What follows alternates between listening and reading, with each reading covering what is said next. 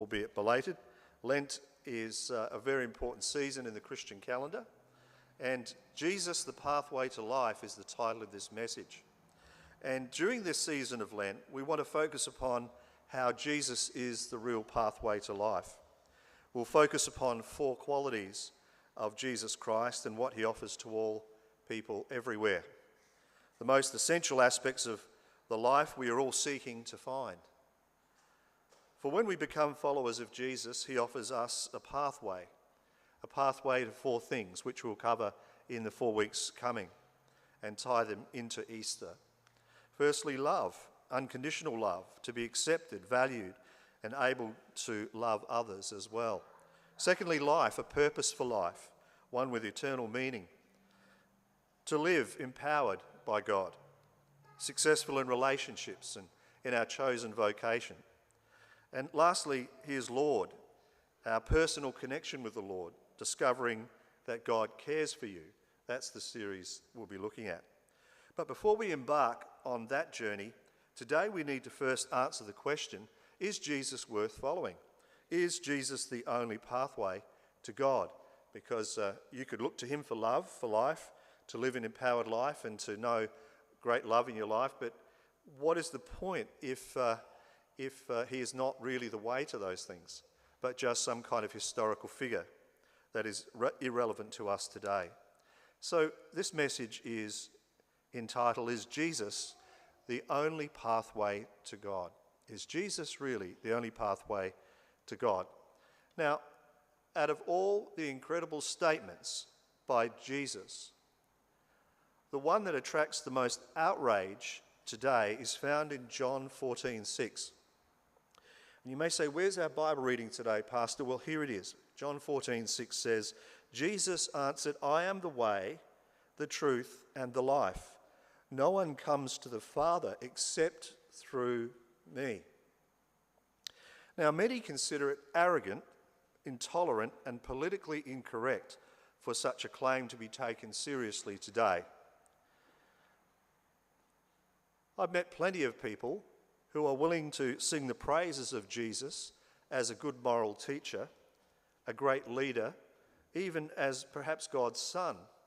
84% of people in the Western world are quite happy to call him God's son. However, when you start to repeat Jesus' own words, that he was the only true Son of God, that he was the only path that leads to eternal life, then, and that's when the line is drawn and people start to refute you. So I want to ask the question, do all roads lead to God in the sense of all religions and all ideas? Do they all lead to God? Well, one reason Jesus' exclusivity claim is so controversial is because it contradicts the popularly held viewpoint that all religions are basically the same. In other words, there are a variety of paths that people can take in their spiritual journey. It doesn't really matter. They will all eventually lead to the same God. Another popular term used for God today by some people is, people say, oh, the universe sent you to me, the universe. Well, the universe, last I checked, is a pretty big place and doesn't have a particular address or a particular identity or a particular name. And we learned that there are many universes. In fact, the more we get to see of the universe, the more we realise we haven't seen much of it yet. And so it gets bigger and bigger. And the universe is, by and large, a pretty cold, impersonal place unless you believe in a personal God. The kind of God that Jesus called Father, the Creator, the Redeemer, the one who cares about you intimately and personally. And so the idea that all roads lead to God, when you strip down their essential beliefs, some people say every religion is similar. What does it matter? Although they may use different languages and rituals in teaching God's universal nature. However, Jesus' outlandish claim to being the only way to God puts Christianity in a class of its own. By contending that he is the only route to God, Jesus is alleging that Christianity is unique and that it therefore cannot be reconciled with any other religion in the world. For example, it has been said, other religious leaders tell people, follow me and I'll show you how to find truth. But Jesus says, I am the truth. Other religious leaders tell people, follow me and I'll show you the way of salvation. But Jesus said, I am the way to eternal life. Other religious leaders tell people, follow me and I'll show you how to become enlightened. But Jesus says, I am the light of the world. Other religious leaders tell people, follow me and I'll show you many doors that lead to God. But Jesus said, I am the door. Then Jesus says, so follow me. Do you see the difference? You know, there was some missionaries that went to Vanuatu, and they discovered a group of people, a tribe of people that worshipped the moon, which was very unusual because there are many religions historically that may have worshipped the sun, right, as a symbol of light and life. But this missionary, who was also an anthropologist by trade, who studies people and what they believe and how their culture develops, he was intrigued by this, and he said, why do you worship the moon? And he said, well, you know, we worship the moon because at night, when there is no light, it gives us light. But during the day, there's plenty of light, so why do we need the sun? You see, they hadn't actually got to the place we have scientifically to realise that the sun is the source of that light that they're seeing during the day. They just assume somehow there was light during the day, and they don't need that big blazing thing up there causing too much problem. But at night, there is no light, it disappears, and the moon is a source. So they worship the moon. There was a logic in that. You know, we shouldn't laugh about it. Pre-science, we would have perhaps thought similar things. But they worship the moon. Poor things didn't realise that the moon is merely a reflector of a greater light, the sun. All the moon does is bounce light off the sun to us. Now, I might admire and actually get wisdom from listening to people like the Dalai Lama or Confucius or, believe it or not, even Muhammad. Okay, there are things in the Quran, there are things in every religious book which are values that I can sign off on and believe in. Good, and look, all religions do have one thing in common. They basically have worked out this simple truth. Love works better than hate. Right? Love works better than hate. You go back to even ancient Persian religions like the Zoroastrians. They espoused that 3,000 years ago. The basic idea was love works better than hate. Human beings kind of work that out through trial and error. War just destroys things, but love works better than hate. So there are some commonalities. There is some light you can get from the reflectors of truth to the degree to which they do reflect the truth. Now, there are other things in Buddhism and Islam and other religions that I would actually disagree about, the nature of God and so on. If you're a Buddhist, you talk about God, but you don't believe in a being external to yourself called God. You believe that every human being and every living thing has a divine spark within, and that is God. So there is actually no separation in Buddhism between us and the Creator. It's all mixed up. It's all one piece. So there's no one divine being who you can get to know, who objective to yourself is doing something with you and for you. And that's Buddhism.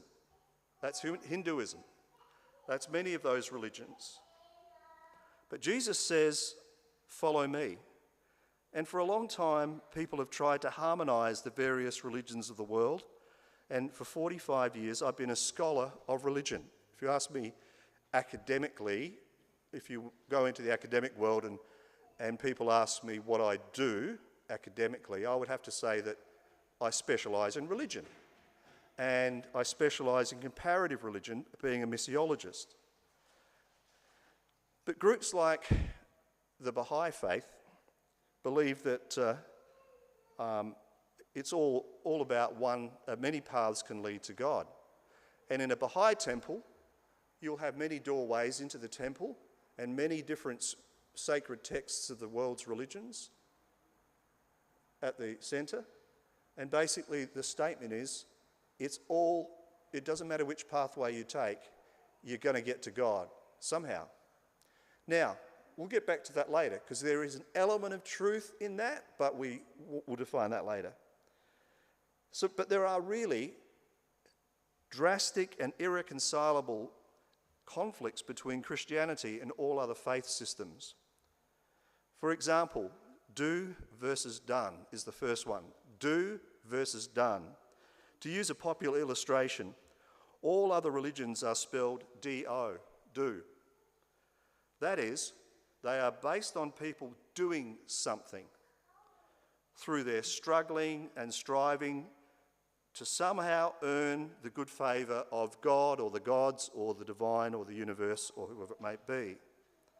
Adherents must go on a pilgrimage, give money to the poor, scrupulously maintain a diet, perform good deeds, chant the right words, use a Tibetan prayer wheel, go through a series of reincarnations maybe, or faithfully follow some other religious exercises. And these are the attempts of people to reach out to God.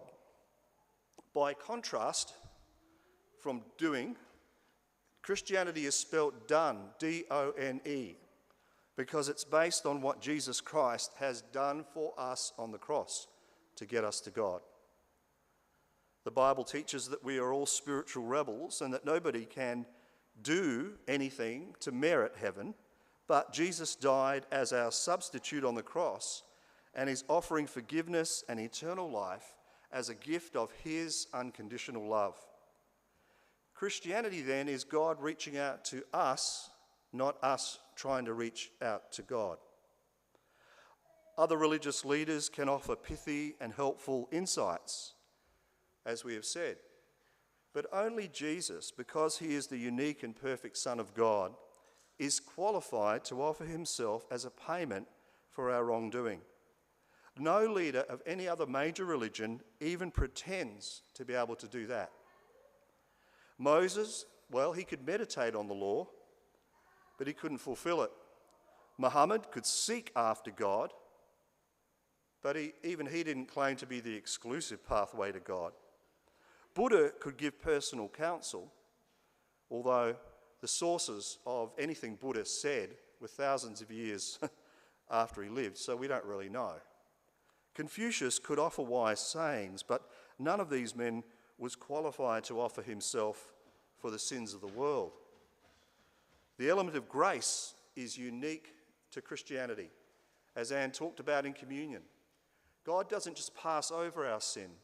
He comes to us in compassion, he comes to us in love, in concern, and he is redeeming us. It's personal.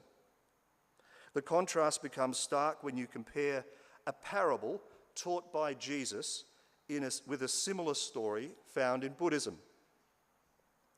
In Buddhist literature, we find a very similar story to that told by Jesus, but with a significant difference. Both stories involve sons who become rebellious and leave home, but later recognise the error of their way and decide to return home. Does this sound familiar? In the Buddhist story, the errant son is required to work off the penalty for his past misdeeds by spending years in servitude. But the Christian parable concludes with the prodigal son receiving a warm welcome from his father and being showered with undeserved forgiveness. Now, I've met Buddhists who say that we think maybe Jesus, after the resurrection, went to India, right, and was really a kind of guru, Indian guru. And maybe he was really influenced by Buddhism, blah, blah, blah, blah, blah, based on nothing but hearsay. Well, if he'd heard the Buddhist literature story of the errant son coming home, and he turned it around on its head and told a different ending, so be it. Now, I don't think he went to India. He may have heard the story somewhere along the line in a pub in Nazareth, with some Buddhist monk passing through. Highly unlikely, by the way. But even if perchance that occurred, somehow, that he was influenced by Buddhism, apparently he didn't agree with the Buddhist story. He didn't like it. The story of the Good Samaritan, remember that one? That was a common story in Jesus' day amongst the Jews. Did you know that? Before he told it, it was a common story. He just changed the ending. In a tavern or a pub in Jerusalem, you could have heard from amongst Jews talking about this story, describing the story of it wasn't the Good Samaritan, it was the good Jewish rabbi, because the story would always end with a Jewish rabbi doing the right thing and no one else doing the right thing by the stranger on the road in need of help. It always ended with the Jews looking good. Jesus, a Jew, said no, the one that helped was a Samaritan. And the Samaritans were considered to be half-breeds amongst the Jews. They were Jewish and Gentile mixed, and they had some pretty strange ideas about God, let me tell you.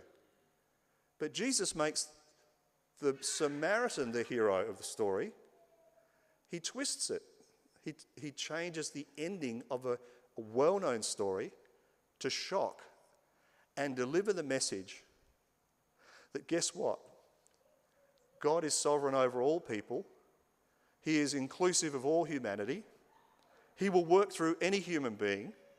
He will draw any human being to himself that seeks him. And by the way, the end of the story is that God really is the hero. No human being, no particular race, no particular religion. God is the hero of the story. So the Christian parable concludes with the prodigal son receiving a warm welcome from his father and being showered with undeserved forgiveness, in contrast to the Buddhist story. So the message of grace, or done, and the message of working off past wrongs, do, are fundamentally incompatible. And it wouldn't make sense that both could come from the same God. You might say, oh no, well that's all fine, but God could have told different people different things. But is God really schizophrenic? Is God really like that? It would be unlikely that a God who embodies love and truth would go to one side of the planet and say, psst, let me tell you how you can become reconciled with me.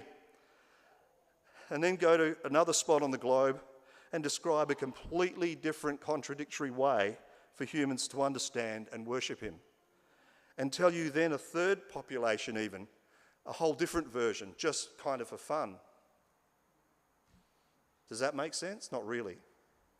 Instead, it seems logical that God would provide one path for us all of us, to follow in finding him, and that he would reveal that path in an extraordinary and unprecedented manner, which he did by sending Jesus Christ to enter human history.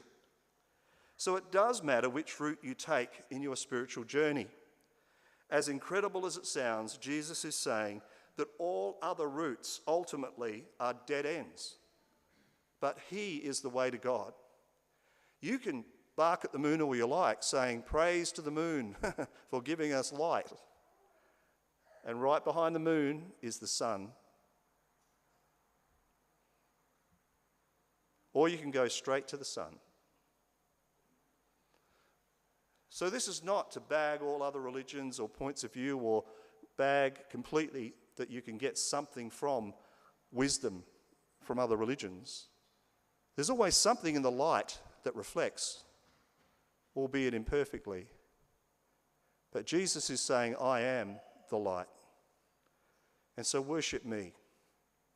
Yes, honour others who may be bearers of truth, inasmuch as they reflect who I am. Honour them. but don't worship them. Don't follow them as the pathway to God. And so you and I don't need to get defensive or even hold up a fist against, say, the Dalai Lama. We can say, yeah, nice guy, says lovely things and has human rights that need fighting for. But in the end, he's a reflector at best. And inasmuch as he doesn't point you to Jesus, his life, it has failed. Because if he just keeps pointing you back to the values, to the wisdom, to the moon, the reflector, and never points you to the source, he's missed something significant. The Dalai Lama should be preaching about Jesus to us as much as he says pithy statements about values, which read to me most of the time like something from Chicken Soup for the Soul, kind of nice, wholesome, home, folksy sayings about life. They're quite kind of quaint, but they're derivative. There's nothing particularly original or fresh about anything he says. But the media love to pick up on the Dalai Lama particularly. And by the way, the Dalai Lama, there are a number of them and they change when that one dies. So don't get too fixated. So it does matter. Jesus is saying that all other routes are dead ends. And Romans 1 says that people who never get to hear the good news about Jesus, and Romans 2, 7-8, do point out that those who seek after God sincerely, and those who do good as opposed to following a pathway of evil, God will honour that. He will respond and judge on the light they are given. Okay? That's up to God to judge and work out, not us. However, it is better to know your guide than to merely be aware of their rumoured existence. Wouldn't you say? That's why we need to tell people about Jesus. Why wouldn't we? Why wouldn't we say, yes, the moon's wonderful, but there's a source to the light you're getting from that moon, which is just a relay station of something more wonderful, more glorious, the source itself. I had an auntie who was sort of born out of wedlock, and she was adopted, and she always she lived till 94, but she always wondered what her father was like, and she didn't know, and her mother would not really talk about that affair, that happened when she was a young woman, and she had been adopted out, and she found her mother, but she never knew or found her father. Here is the irony. Her father, who went on to marry and have lots of kids and a big family, lived and grew up in the next suburb on from her in Adelaide. One suburb away. Be like Ormond and Glen Huntly, yeah. They grew up within a few kilometres of each other and never came across, well, they might have seen each other but didn't know who they were. She might have seen her father walking around the shops, didn't know it was her father. Finally, she did meet her father in her old age. She was 65 when she first met her father, a year before he died. Can you imagine the joy of that moment? For both of them, it was an incredible moment. But the pain was that they suddenly realised they had lived a couple of kilometres away from each other all those years and didn't know. It's very sad. Yeah. So it was a very sad thing indeed. And so eventually she found that out and was joyous to meet her father. And so why do we need to tell people about Jesus, the source of the light? What's the motive if, people don't know about him and they seek God, it'll be kind of okay in the end? Well, it's not true that they'll be okay in the end. Romans 1 also says that many will go off into self-sufficiency or to live an evil life or a self-seeking life and deny God. And so there's a consequence to that. But better to know your guide, the leader along the path to God, than to just know a rumour of his existence. And thirdly, the credibility of Christ's claims. There is plenty of confirming evidence that Jesus is God. And this lends credibility to his claim to being the only way to God. Firstly, and I'll just finish with these points, there is his miracles. Jesus said, "Don't believe unless I do miracles of God," because he knew that they would be strong affirmation of his identity. He performed many miracles in broad daylight, convincing many highly intelligent skeptics. Now, he didn't do miracles like magic tricks, pulling rabbits out of hats and going, "Ta-da, I'm the Son of God, look at this magic trick." He didn't do that. He didn't seek to do miracles in that way, in a showy kind of way. But when he did, when he healed someone, when he raised someone from the dead, he said it was a sign, a wonder, a sign pointing you to God. He did miracles. His character is the next thing. So often when we really get close to other people, we see their flaws all the more clearly. Yet the exact opposite happened with those who knew Jesus. The closer they got to him, the more they marveled at his integrity and purity. These are first-hand witnesses testifying of him. They're saying, the further we went in our relationship with Jesus, we realized how pure he was and how sinful we were. Then there is fulfilled Old Testament prophecy. In an analogous way, the Old Testament contains about 60 specific predictions about the coming of Messiah hundreds of years before he arrived on the scene. If you care to take just 48 of those and work out the probability of them being fulfilled historically by any one person in all of history, the chances would be very slim. According to university mathematician Peter Stoner, in his book Science Speaks, one chance in 10 to the power of 100 to the 157th power is the equation. In other words, for the 48 prophecies, significant prophecies that are quite specific about the coming Messiah, the one who would save the world in the Old Testament, for those 48 prophecies to be fulfilled in any one person in all of history is so random. Let me give you the figure. You know what an atom is, don't you? An atom is very small indeed. In fact, if you plucked a hair out of my head, the width of that hair, 1 million atoms in the width of one hair. So an atom is very small. Now, the chance, if you were asked to pluck or pick one atom, you had one go at it, and you were asked to find one particular atom that I had marked with an X in all of the universe that you can see, and you had just one go at it and just said, pluck an atom out of somewhere. You can get it from the other side of the sun or Pluto or the back of your hand, I don't care, you only get one. That's how many atoms there are in the universe. In fact, the number would be that one atom, place it among a trillion billion universes the size of our universe, then ask someone just to pick one random atom.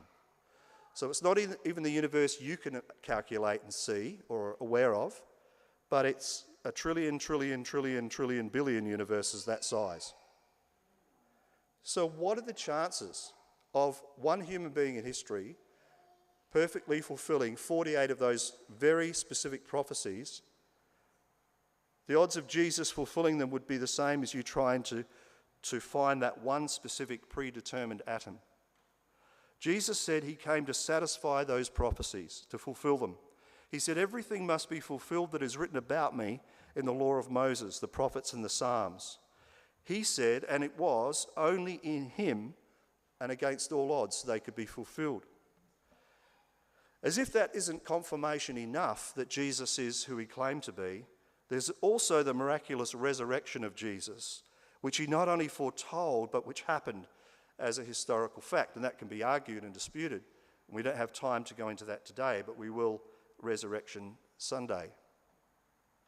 When you add all this up, it's clear that Christianity isn't merely a philosophy, it's a reality. It's not just a way of life, a choice, it's a faith that is uniquely grounded in history. Therefore, when Jesus makes the claim that he is the only path to God, history only confirms his claims. And lastly, his credentials and credibility. Although Jesus' followers are sometimes accused of being narrow-minded for believing that Jesus alone can lead us to God, it's certainly not narrow-minded to act upon the complete scope of evidence and come to the rational conclusion that his claim is true. For example, I have some friends who had a baby boy and at birth was diagnosed with a liver disorder that caused jaundice.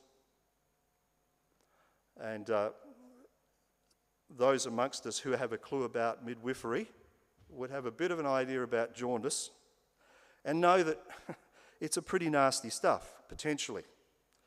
The symptoms of this malady are a yellowing of the skin and eyes, right? And when my friends took their child to the doctor, he told them this is potentially a devastating disease, but it is easily cured. My mum was a midwife and she dealt with this too in her work. And midwives know, nurses know, doctors know that breastfeeding can help as a start if that's possible. However, there is a cure that science has worked out. Because untreated jaundice can lead to a condition called kernicterus, is that right? Is that how you say it? A type of brain damage.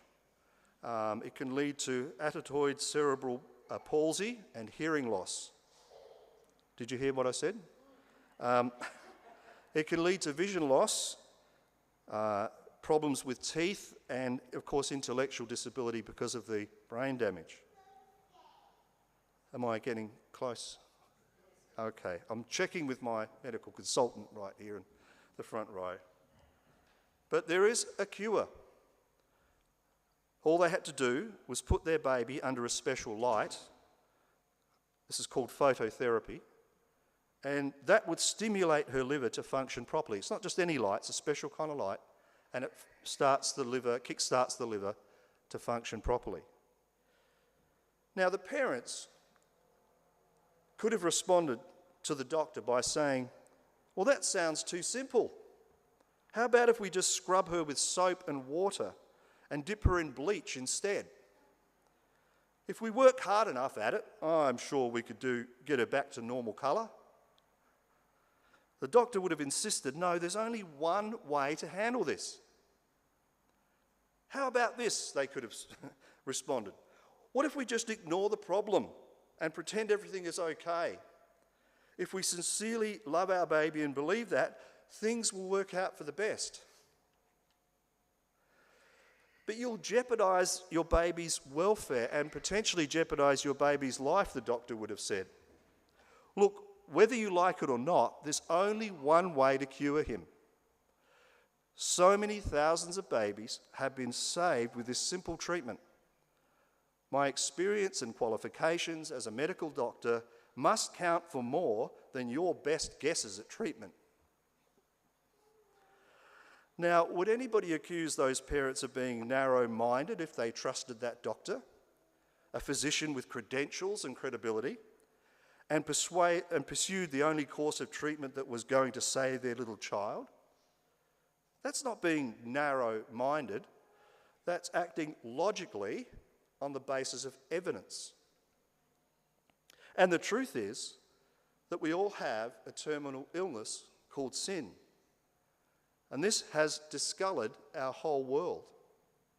It may appear to be a small problem, but Jesus said that it was fatal. Jesus Christ is the great physician who has the only medication that can cure us. He is the true light that can shine upon us and heal our disease. And he said, I am the way, the truth, and the life. No one comes to the Father except through me. Will you join him today, I wonder, as a follower of Jesus? If you will, then as I pray this prayer, just pray it to God along with me. Let us pray. Dear Jesus, thank you for dying on the cross for my sin. I receive your forgiveness. I receive a brand new start in life. I surrender my whole life to you as my leader and friend. Thank you for welcoming me into God's eternal family. Enable me to live a life that is pleasing to God. Amen.